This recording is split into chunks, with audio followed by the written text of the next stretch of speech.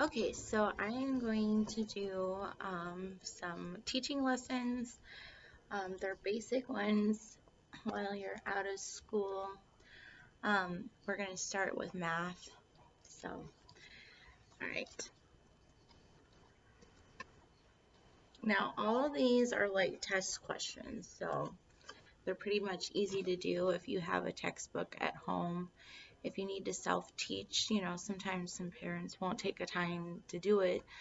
Um, and then as without ignoring all the steps that has gotten us here, I would think that saying that just taking online classes sometimes rolls the ball downhill. So these are free and you can do them by yourself. It's to inspire you to self-teach, I guess, and also um, that there my complaint was that some of the doctors weren't doctors and stuff like that. So then later on, some of the teachers weren't actually teachers and stuff like that, or they didn't actually have um, been given any materials or whatever. They just started Chromebooking it.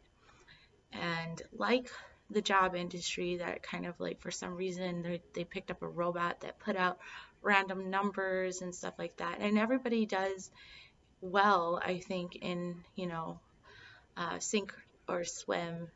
But then you have to realize that if economy does go down, you have to go back to the basics, like practicality, to teach yourself. So, um, and that keeps us from being high-minded, but it also reminds us that some of the things that people left behind, um, like my Aunt Dawn, for some reason out of nowhere, she took a bunch of thrown away material from a school. So, I'm going to present to you then some of the things that she accumulated. Now, I could do the English ESL thing, but that's not here and now, so this is going to be math in English, okay? So, first, we're going to do the test taking practice, which is basically all your decimals and how to basically understand them. So most of these are very simple, and I will pretty much write down the ones that just require you to use your own. Okay, so here we go. These are your basic sheets. If I had a prompter, I'd put it up, but okay. So this is the one that you're going to use. It's 0.700, and you're going to write that into at least some sort of other decimal, so 2. Think of 2 ways to write it. Now, if you wrote in here, of course, on these, uh, let's see, 0.7, you would be correct. If you wrote anything like 7.000, like 3 zeros, it would be correct. So this is right here. You have the 7, and it doesn't matter, of course, how many zeros you put underneath, or if you minus the 0, it's the same equivalent. And you know this because where you put your decimal, okay? Then down here, it says which is the value of the underlying digit, okay? And then you have to follow your decimals. So where's your decimal? Okay, and then which one would that be? Would you turn the 8 into a 0? And then focus on the 3 that's underlined? Yes. So which one would that be? Okay, and so you can go through these as fast as you can if you want to, but these are to help you. So the answer would be, okay, now I'm going to go here. Now they'll get a little harder as we go, but okay. So this one is to help you. This is for about 5th grade, actually. between, and then if you're like one of those really honor students, of course but all of these sometimes are time tests, so like some people get speed run, but we're trying to avoid speed right now because apparently we haven't been practical with our resources. Okay, so anyways, it says write for numbers between 0.75 and 0.91. So any numbers. This is your imaginative time. But what can you not do? Okay? You cannot go past your 7s or your 9s, which is nice. But you cannot go past your 7s or your 9s. So if you were to write it out, you would want it to look like this.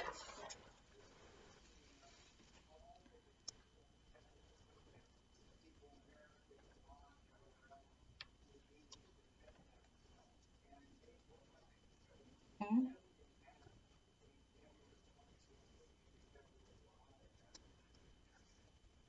And then you have to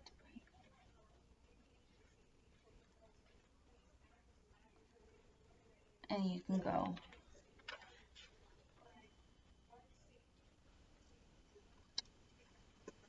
You can start by putting your numbers in that you'd want to use, which would be a 7, and not to go higher than the 4. Do not go higher than 4, right? And then you go 0.8, and don't go higher if you're going to start with the 8 than that. Okay?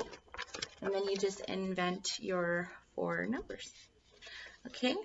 So which numbers are, these are ordering in pairs, so which numbers are in the order from least to greatest? And so you're going to pick which ones are in order from least to greatest.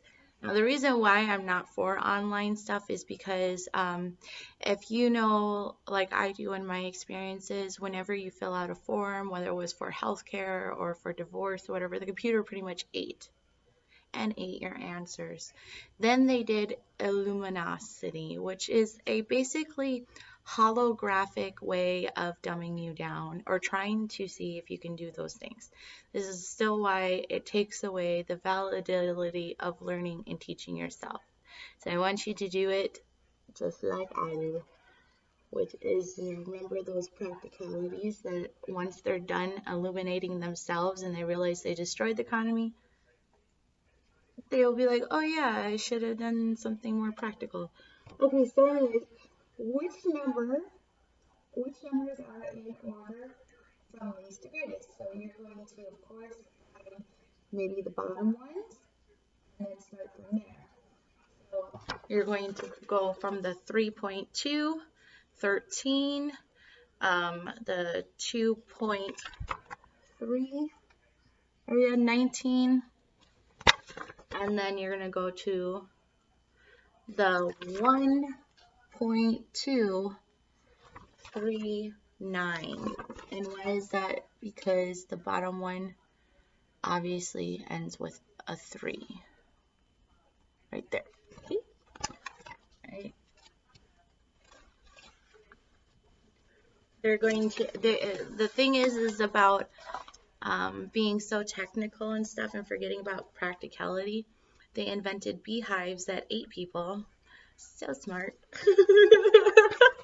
Okay, so anyways, and then also since we're such a diverse group, that also kind of takes away the ability to keep us free. And oh yes, if you ever see a declarations, even a written one out, or a Bill of Rights written out, living in the Goodwill, go and steal that. Okay, and this is the only time a teacher would say probably you should steal something, because it's going to be something that people will remember after they thought that they were protecting you and not using common sense or practicality. And it's a really nice thing to read off afterwards. It might bring tears to their Liberty Bells and stuff, you know, stuff like that. Okay, so anyways, so name the number. And this one right here, these ones are kind of fun. Okay, so name the number 7 million in two different ways. So this is where you use the tens and the tenths, okay? So if I was to divide that by tenths, I would have to move my decimal over 1, okay? So I'm going to give you a good example to view that. This is your decimal moving filter right here, okay? You got to name it differently. And so we're taught to read it just as is, but naming it differently, okay? So for example, here is your little sheet right here. All right, so tenths, okay? So you're going to take yours, and you can use a calculator, divide that by 10, and move your decimal over. And then you'll end up with 76 on it. So you're going to move it over to 76,600. Or, I'm sorry, 76,600 tenths. So that would be, basically all you're doing is dividing it by 10. So divide that by 10. And then you write the word tens underneath it. So if you want to change it and do 10 thousandths, you just go this number, move your decimal over, okay, over right here, because it's going to be divided by 10,000. So you get out a calculator, divide that by 10,000, and then you write out 76,600 10,000ths. Okay, so whatever it is that you're dividing the 10, if you're doing divided by 1,000, divided by 10, divided by 10,000, you write that afterwards, and then your zeros disappear. So basically, you're just moving over the decimal, and without without writing it down, you're dividing it and putting the tens on the end and writing out like tens. And then you're, without saying it, if you want to read Revelation, they say that this is actually how 666 was supposed to be done. Anyways, I feel like a demonic teacher by adding in stuff. But anyways, I'm not demonic. Anyways, so then the other one would be putting, dividing it by 10,000. So you put 10,000s under here. You don't have to do the TH, you just put the S. Okay? All right, so then the next one, how would you write out this? Okay? So you see that here they put 100,000. 100,000. So if it's 191 100,000, you're going to times 191 by 100,000. And then from there, you get your answer, which would be this one. It moves your decimal over, and you have 19,100,000, and that's B on that one. Okay, so once you do this one's easier to read or do. All right, so next one. This one is instant math in your head. Okay, so this one is explain how you would mentally add these numbers. Now, this one does not require rounding, okay?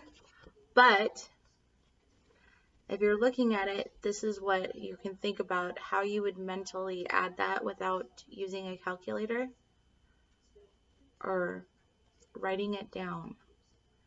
And most people would say that they carried the 20 over to the 80 of the 980 and add from there. So they would take their 20 and add it to their 80. And that would equal that out 1,000, and this would equal out 100. Okay? And then they would add those together, and then they would plus then, of course, the 105. okay? So you'd have 1100 plus 105, which is easy to do in your head, okay? And that equals 1205, okay? And then down here we have Carlos subtracted 889 minus 349 by adding 1 to each number, which is a good thing to do. He then subtracted 350 from 890. Which method of mental math did Carlos use? Did he use compatible numbers? Did he count up? Well, technically he added a 1. The commutative property, did he use a property to do it? Or did he use compensation? Well, since he kind of added to his own number, he's going to compensate it. So that would be D. So that he can just easily do it by seeing these numbers, adding 1. Or is that 1? Yeah, he was adding 1. And then minusing the 350 from the 890. So you'd have like something like 540 or something. Okay? And basically he is just compensating it. And if somebody asks him, he'll just minus 2 from it. Okay. Alright, and that is using math in your head. Alright, and so now I'm going to go to this one. Well, actually, this is a different one. I want to use the decimals. Which one do we have here? Decimals. Well, let's use estimation since we did compensation. Okay, so this one is when you start to estimate, okay? So you're just going to add sort of like compensation by estimating it, okay? So you'd want to estimate properly though, okay? So this is 67,238 plus 16, no, I'm sorry, 19, because this is a computer, 19,210, okay? So you, depending on how you wanted to estimate it, do you want to estimate it by the 1,000, which you can. So you would go to the nearest 1,000, which would be 6,700. Or you can estimate to the, and then you'd have to estimate to the nearest 1,000 here, which would be 1,900. You can do the hundreds, which would be 67,200 and 19,200. You can do any one of these and fill out the answer, and the answer would be correct. And then it would be 10. You can use 38, and 10 is already 10. So if you're doing it by the tens, okay? And then you can easily do that by yourself in your head, which one you'd pick, and that would be the correct answer. So this one is another estimate. So this one is estimating. It's not exactly compensating, but it is estimating. So for this one, you're going to want to use the tens, okay? So you would basically use 89 as 90, and then you'd use 28 as 30, and then you'd use that one as 10 right there, okay? So this one would be 10, 30, 90, and then you can go and circle your answer there since it's estimating and there's only 10, the 10th spot to estimate off of. Okay. Let's see, what do I have? Do I have enough for here? Okay, so I will do, this one is practicality, so you would draw a picture for this one. So for example, in Mr. Robinson's science class, students sat at tables, 5 students. Mr. Robinson's class has 26 students. What is the fewest number of lab tables the science room must have? So you would do your division of, pull your numbers, 26, and then you have, each table can do 5, so divide it, and then draw your picture underneath, okay? Or if you want to do it that way, Okay, so, and then in this way, since you see that's how he did it, this is like one of the pages where the answer is on the same page. What strategy did Manuel use to solve the problem in this one? Obviously, B, draw a picture. Okay, and then this one is a lot more make you think. By looking at this picture instead, what did they use wrong? What did they abuse here or not use properly? And you could easily look at that and kind of see that little, if you can see that 5 instead of using a 10 there, you'd be correct.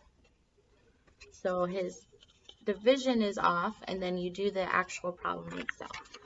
So this right here, which is not very bright because it's a small one, 21,247, that would actually be a 3. 237 because he put a 5 instead of a 10. This one, let me see. All right, so this one is an additive one where you add the numbers together. And if you want to do it in your head, we'll just do it. It's Casey's total cell phone phone minutes for the last 3 years has been 48,789 minutes, 44,713 minutes, and 38,211 minutes. How many total minutes did Casey have? So if you want to add it up, you can do it in your head, and you can easily your way by finding the answer by adding the last numbers, so it'd be the 1 and the 9. So 1, 3, 9, and you're going to look for that on there. 3, 1, 9. So you're going to find the one with the 3. So you got 2 answers with the 3 down here. And then the next one over where you're adding, so you need to find, add 1, 1, and an 8. 1, 1, and 8 is 11. On the bottom, the accurate since you have multiple choice anyway. Okay. Right. I think that's going to be okay for now.